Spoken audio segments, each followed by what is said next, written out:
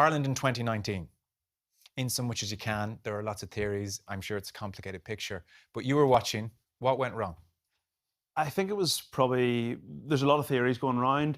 I feel it was probably a combination of a few of them. People seem to want one sort of soundbite. So I do think there is, it was more than one thing. Ultimately, towards the end, as the World Cup went on, I felt the real sort of lack of confidence. You know, as a fan, as a supporter, you look at the mindset going into the New Zealand game in 2018 when we beat them, and as a fan, I was confident we were going to beat them. You know, fast forward 11 months, and I didn't believe we had a chance in that quarterfinal. So the players must have been in a similar mindset. So if we weren't going to believe that we could do it, we were never going to do it. Some of the theories include failure to evolve, a couple of players over the hill, for want of a better expression. Joe Schmidt announcing his departure, allied to the fact that the next man in is also still there. Andy Farrell's there, that power dynamic, and whatever you're having yourself. What were you seeing in the performances? What jumped out at you? I think a couple of those things are correct and valid. There's been a lot of talk about a 4-year cycle preparation for a World Cup based on 4 years.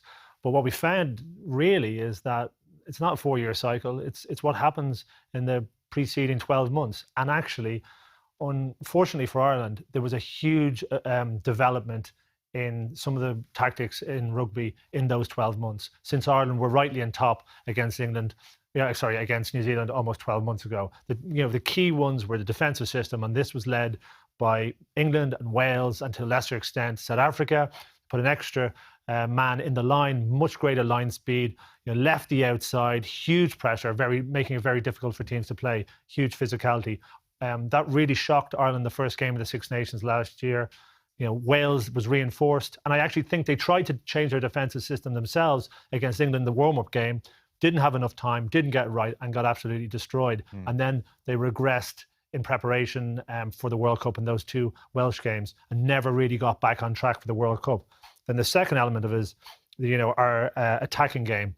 2 elements of that: the tactical kicking game from kickers outside of 10 and 9. If you see what England have done there, really moved their game on significantly. And then the 2 first receivers. And we saw that from England, and we saw it from New Zealand.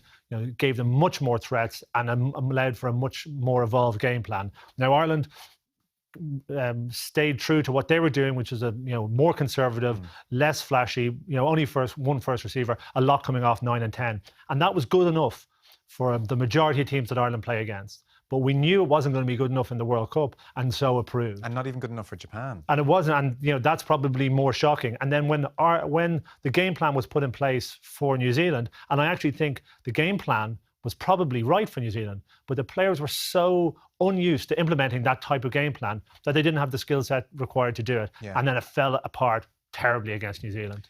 And so a lot of factors. Yeah, I know it's complicated, and it's a pity for Joe Schmidt in many ways, because it's tainted his legacy. You worked under him. Yeah, I think he's done a phenomenal amount for Irish rugby, both for Leinster and for Ireland.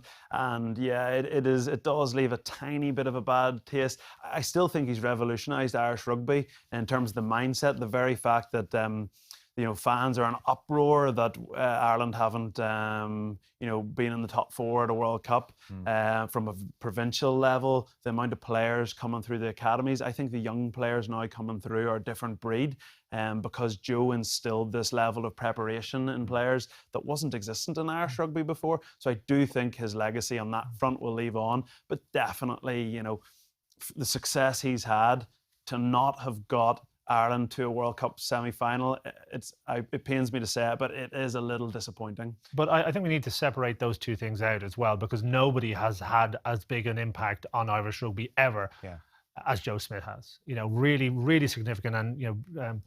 And you touched on a couple of points there. I would say coach development as well, and just standards across the board.